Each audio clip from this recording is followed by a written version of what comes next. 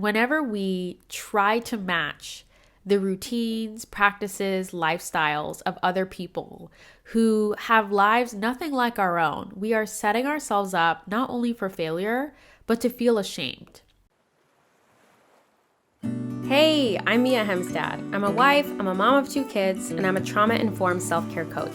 I also live with diagnosed PTSD and depression. I started sharing my mental wellness journey online in 2017 when I was diagnosed with postpartum depression and anxiety. And since then, I've heard from hundreds of women who all struggle with the same thing, putting ourselves last.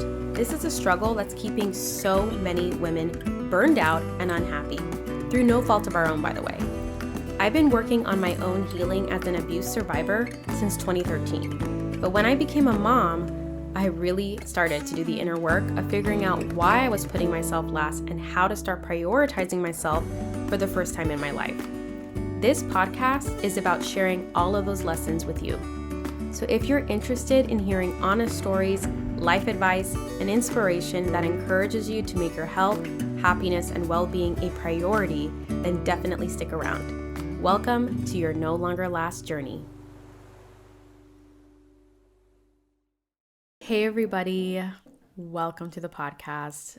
Welcome back to old listeners. Welcome to new listeners. It has been over 3 months, and I just want to start by saying, and I know I don't owe anyone an apology. People are like, don't apologize for taking breaks, but I really want to apologize to all of my hardcore listeners for being kind of off the radar and not communicating a lot. Like typically I send out a newsletter or I post on my, I usually post on Instagram stories about what's going on with me, but I quit Instagram in the first week of January. It was a long time coming. And then all of a sudden I just didn't know how to regularly keep up with my audience without having to send an email, which sending an email would have been fine. But I don't know, ever since I quit Instagram, and with the start of this new year and the start of a new job, which I'll talk about more later, I've just been kind of in a funk, and I've been having some chronic pain flare-ups and some depression sneaking back up on me. And it's just been really difficult to even post, to remember to post and say,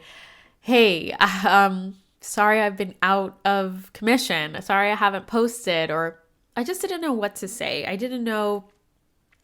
I wanted to say that, I'm thinking of all of you and I miss being here on the podcast and I miss making content for all of you.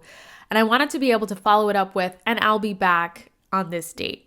And every time I thought about what I would say, I could never figure out when I would be back.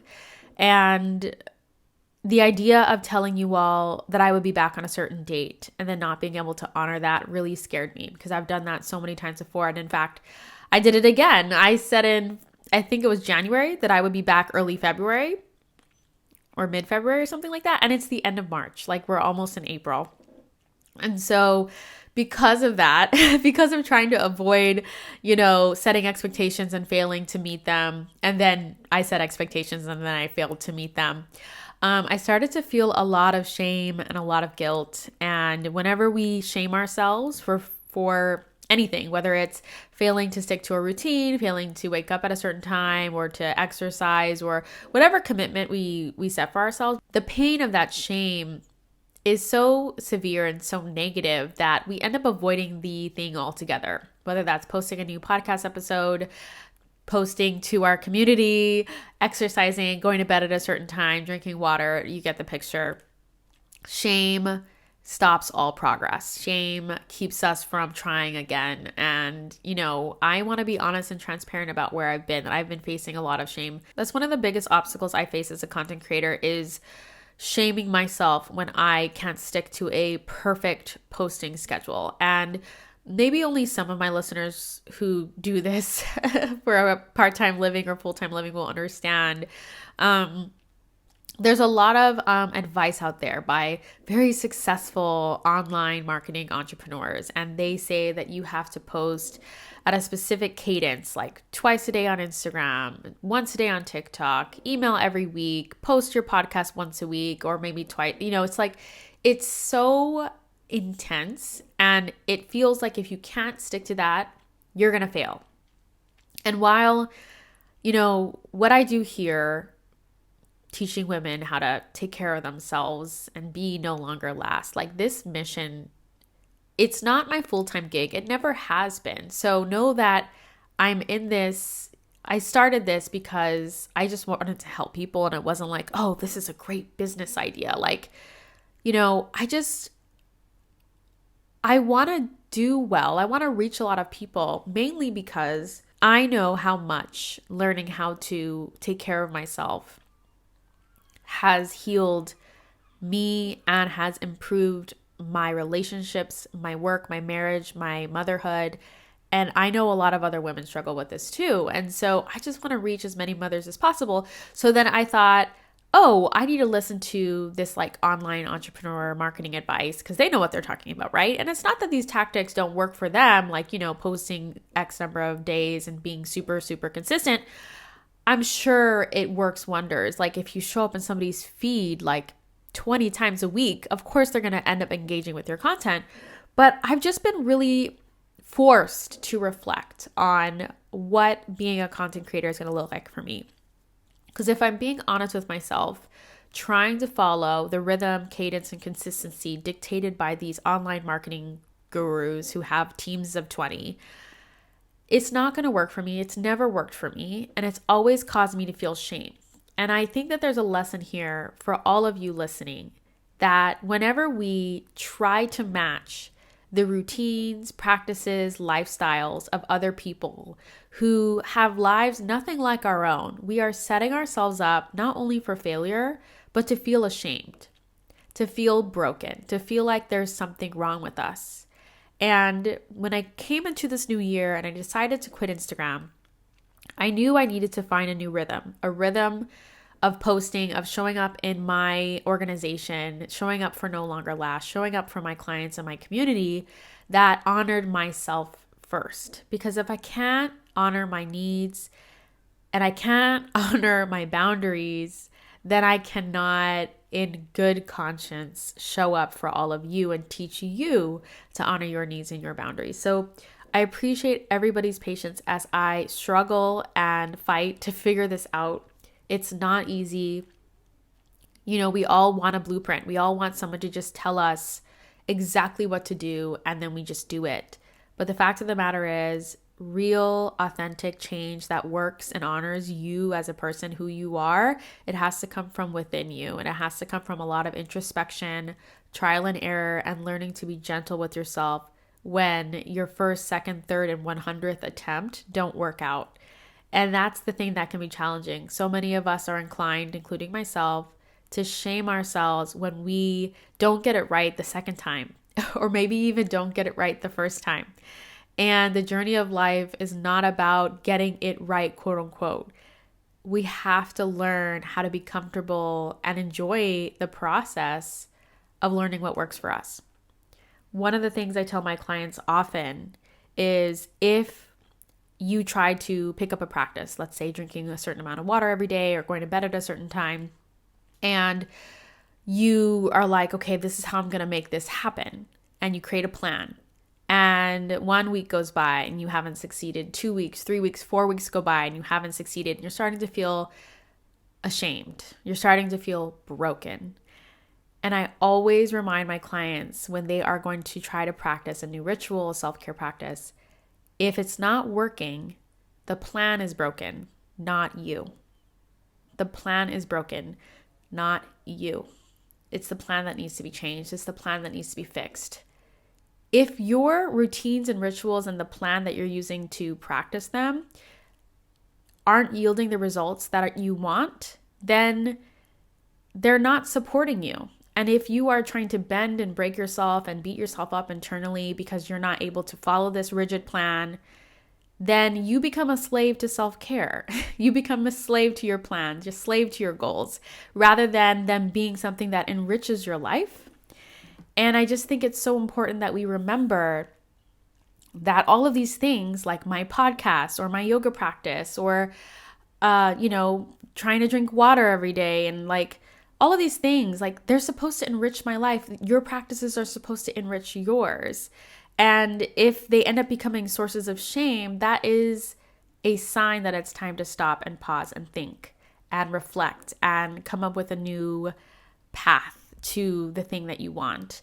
And so often I think we throw out the thing altogether and be like, oh, yoga didn't work for me, or, podcasting just didn't work for me. And it's just like, I know I love creating content. I know I love connecting with all of you. I know I love my daily yoga practice, which I fell out of when my kids started going to school, because then all of a sudden, instead of doing yoga at 8:30, I was taking my kids to school. So I had to rework my whole morning and try to figure out, where does yoga fit still?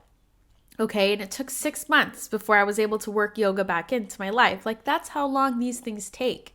And I think we're all so conditioned to want to just have everything work and be fixed in the blink of an eye and not have to really journey through anything for any period of time. So I have been on that journey the last 3 months. I quit Instagram, and while I thought that was going to fix a lot of my problems, it just exposed them further, because then I no longer had this app that I used to numb and suppress a lot of my emotional pain and a lot of my struggles. And I knew I was using the app for that, and it was unfortunate because the app brought me so much good, but it was also keeping me from really taking the next step in my healing journey and really doing what I needed to do to take the next step in healing. For those of you who are new here, I am an abuse survivor, and there's a lot of layers that I'm still unpacking.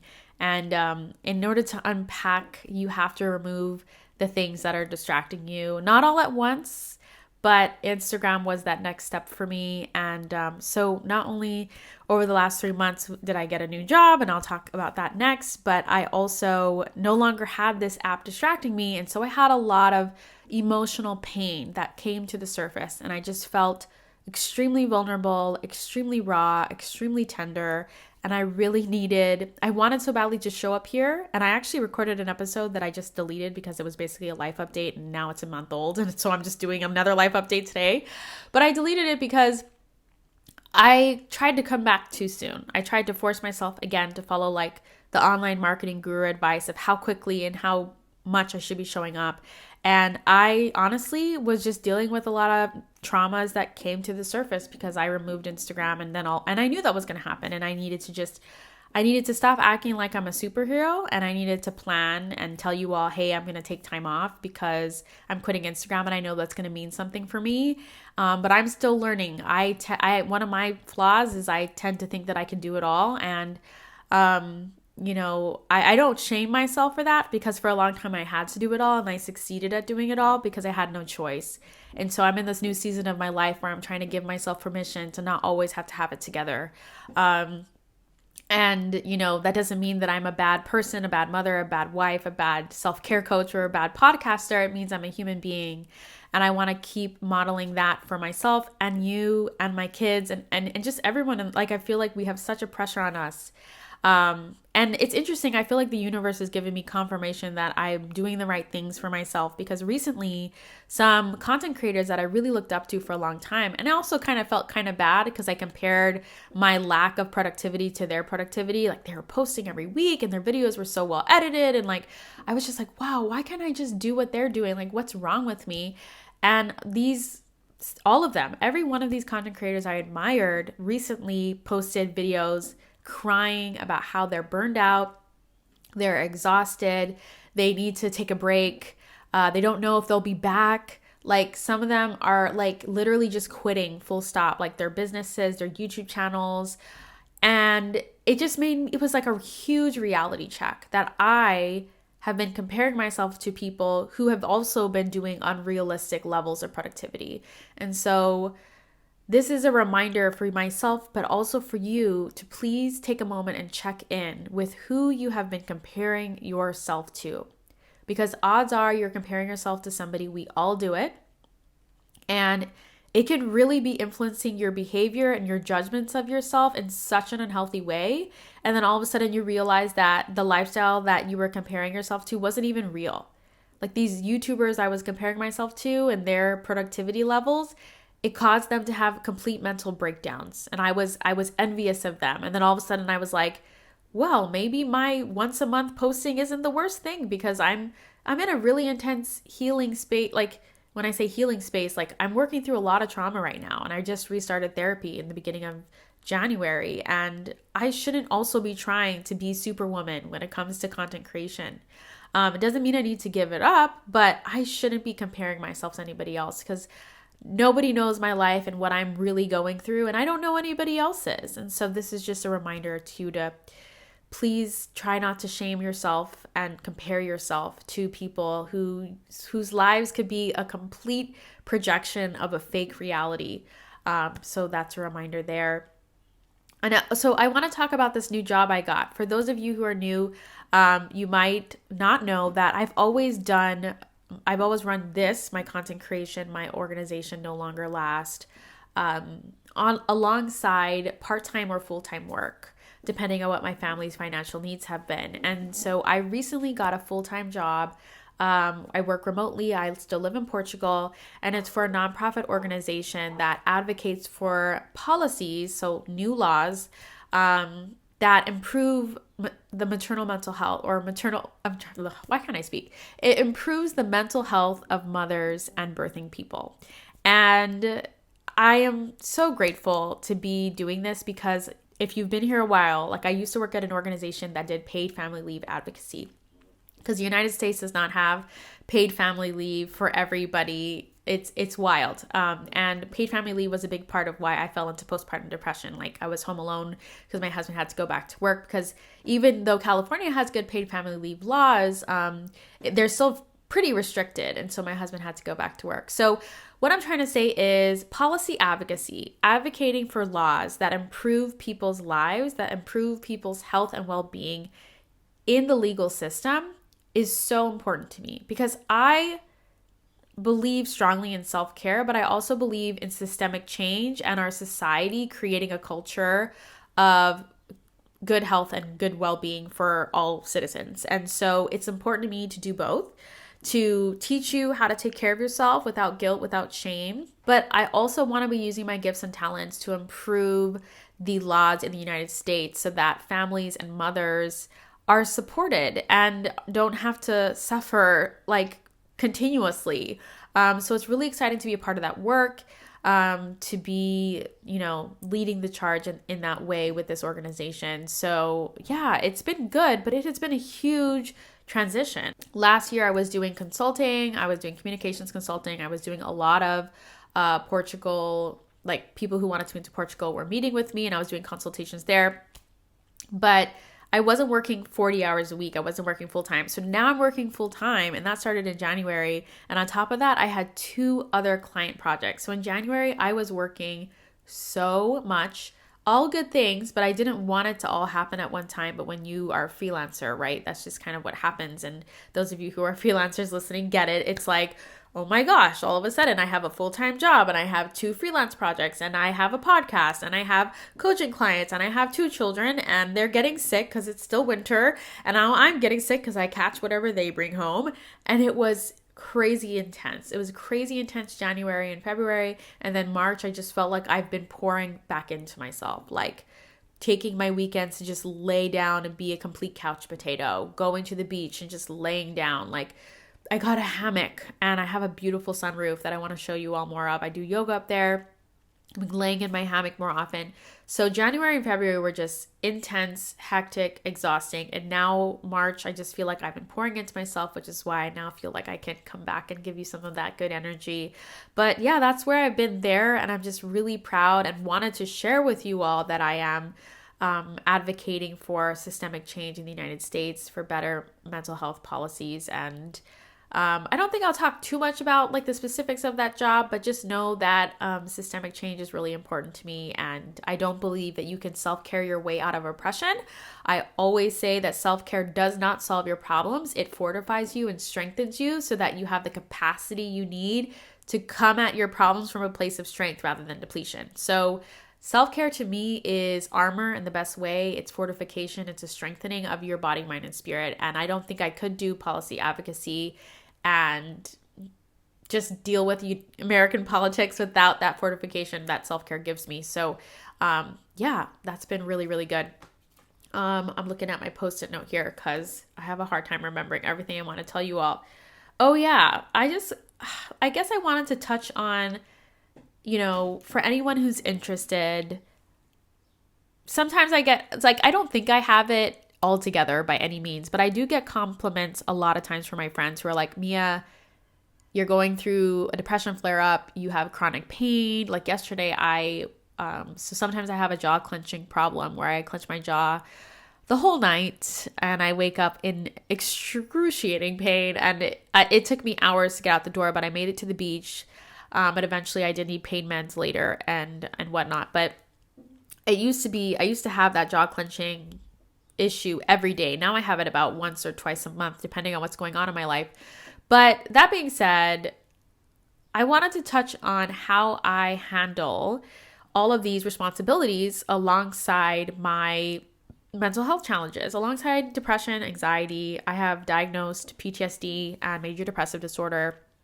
I live with chronic pain, chronic fatigue. I have 2 kids. They're very young. And I work full time. And I also have this part-time business. So I wanted to bring it up because I think having this like false sense of like humility where I'm like, oh, it's not a big deal, like might be doing a disservice to other women and other mothers who might be interested in how I approach times of transition, like getting a new job, or times where there's like a lot on your plate, like January and February when I had like multiple client projects and a new job and like my kids getting sick. And so I'm going to try to own the things that I'm good at and share it so that, you know, I can help somebody else out there. I know when I was going through early motherhood and I was juggling a part-time job, I just felt super alone in it. And I just wanted to know some realistic ways to get through it. So one of the things that has been really helping me is prioritizing my sleep. And so I highly encourage you, and I don't even think it's just sleep, I want you to think about the one self-care practice that could serve as a domino.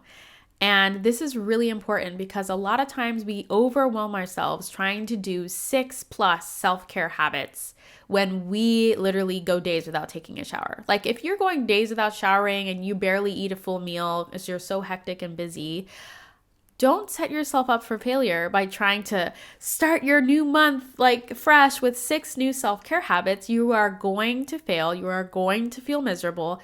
Figure out what that one domino self-care practice is. It's the self-care practice that leads to the other ones, the other self-care practices coming up and being really easy to do.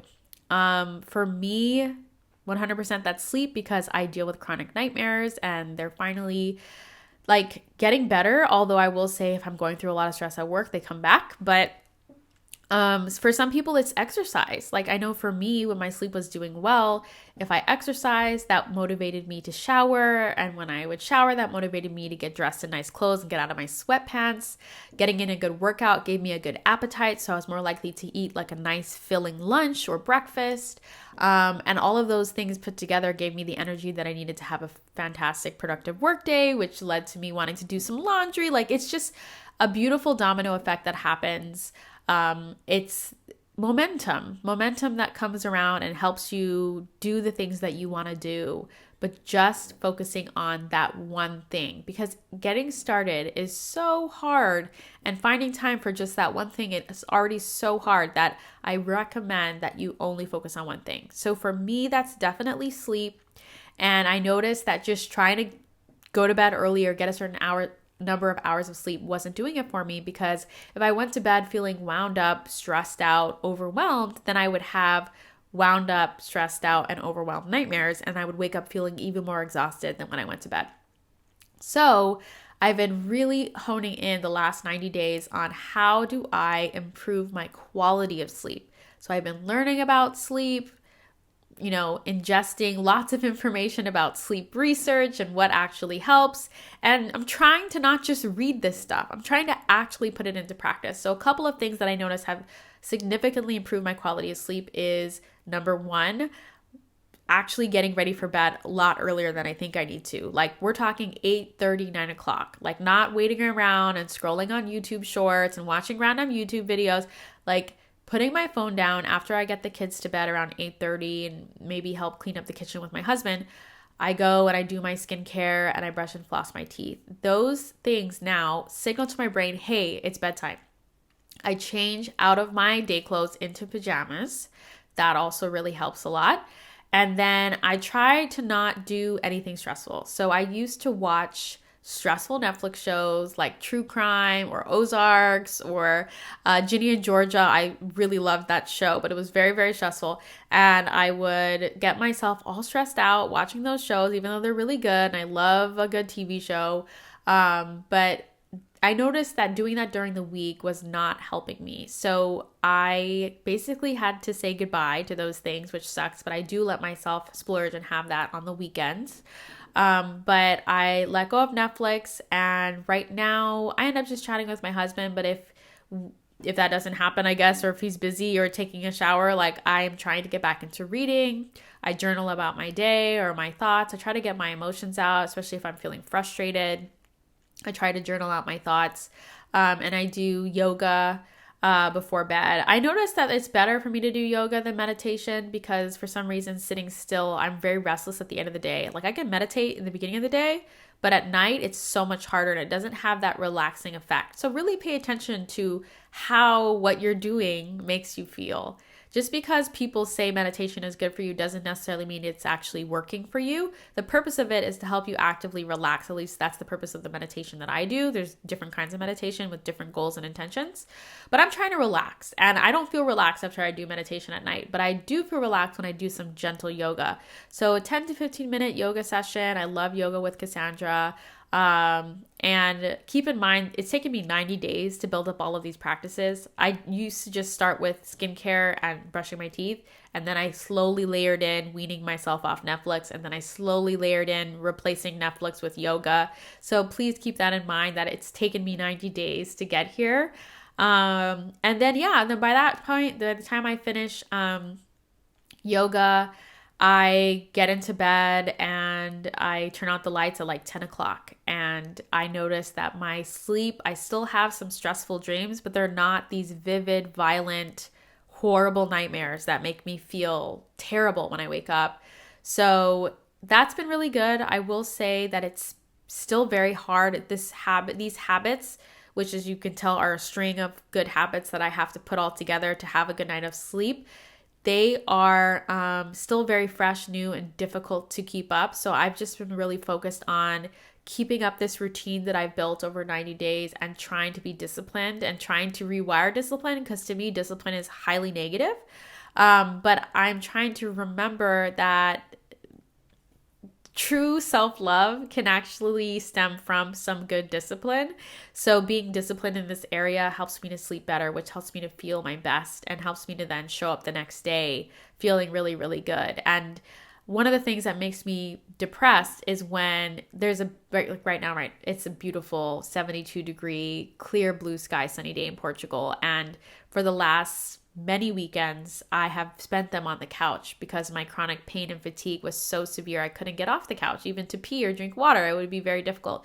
So when I don't sleep well consistently and I'm just exhausted, I'm not able to enjoy this beautiful country that I moved to. I'm not able to play with my children or make homemade tzatziki sauce, which I love, or make homemade chocolate chip cookies. I'm not able to go and look at all the flowers that are blooming right now. Portugal has the most incredible spring. Like, it's amazing. And that makes me depressed. So that's why the discipline around my routine that gives me good sleep is not just about being hard on myself or being rigid for no reason.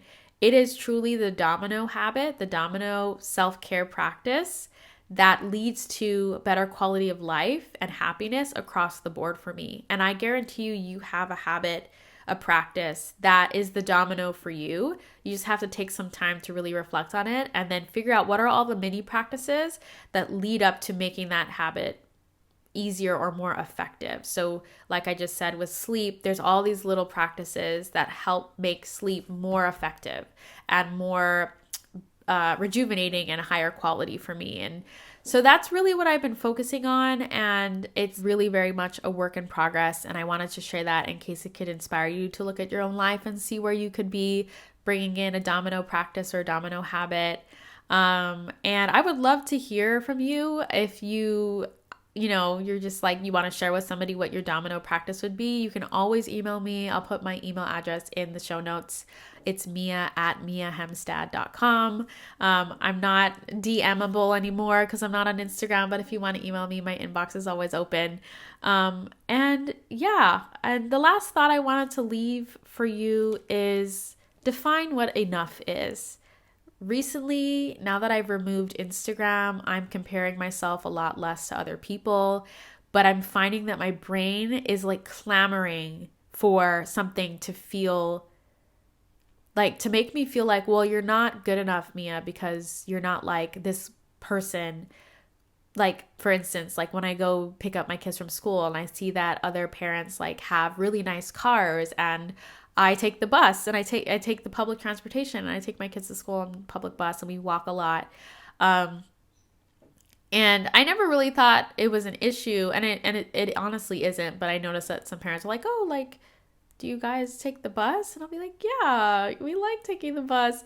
And then all of a sudden my brain is like spinning this story of like how it's a problem or how it makes me look poor, or all these weird stories. And I noticed that my brain is still so conditioned to needing someone and something to compare myself to. And now that I don't have Instagram, I used to be able to go, oh, well, it's Instagram, like, because Instagram is showing me all these different lifestyles. And that's the case, yes. But now that I don't have it, I'm seeing how my brain is still trying to do this.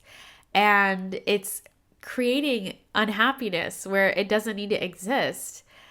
And so I've been really challenging myself to notice when I do that, and to encourage myself to go, do you even want that nice car, Mia? Do you even want the monthly car payment that comes with it? Do you want to have to deal with car insurance, maintenance, getting your license transferred over to European license? Do you really want to, have this in your life when you moved out here to be able to travel to different European countries? Like, having a car to look like the other parents isn't even in alignment with your values. And so I've been questioning whenever my brain's like, you want this, you need this, you have to have this to look like these people and to be up to speed with those people. And I've been challenging those thoughts. And then at the end of that, it comes back to, wow, I am content. I am content with what I have. And I'm going to define that what I have right now is enough. It's enough. And I think it's so important that we all do that in our lives. Like, maybe your pantry organization doesn't look like the people on Instagram who, or for me, it's on YouTube Shorts, because now that's the only social media I have. But it's like all of their stuff matches. And my pantry does not look like that. But has that ever been a high value for you? Is it a major priority for you? If it isn't, then what you have right now is enough. And I encourage you to do that thought process anytime you feel like what you have isn't enough, whether it's your wardrobe, your pantry, the car you drive, how your body looks right now. You get to decide what's enough. You get to decide that, silly brain, you're just trying to find something else for me to do. And that's another thing that I have to do a whole nother episode about, is how much I'm realizing now that like most of my needs are met. My brain is trying to create more things for me to be productive with, because my value is so inherently tied up in my productivity that when I don't have a lot to do, I start to feel like I'm not good enough. And so I've been really having to dig deep and go, I'm enough even when I do absolutely nothing. And I'm enough even though I don't have a car. I'm enough even though my pantry doesn't look like this or that, and I'm a good enough parent even though I don't parent the way this woman does or that guy does. So yeah, those are some of my thoughts for today. I hope that throughout all of that, you found something meaningful, something helpful for you. I want to thank you for sticking around. I want to thank you for tuning into today's episode. I'm not sure what the next one is going to be about. I have reached my 1-year anniversary of living in Portugal. It has been a little over a year, and I might do an episode reflecting on what I've learned since being an expat, since leaving the United States, since moving to a completely different culture where the way they approach family and work is completely different from the United States. So I don't know, I would love to hear what you would like to hear from me too. Again, you can always email me. I'll leave my email address in the show notes. But yeah, thank you so much. And I hope you take really good care of yourself, and I will see you next time. Bye.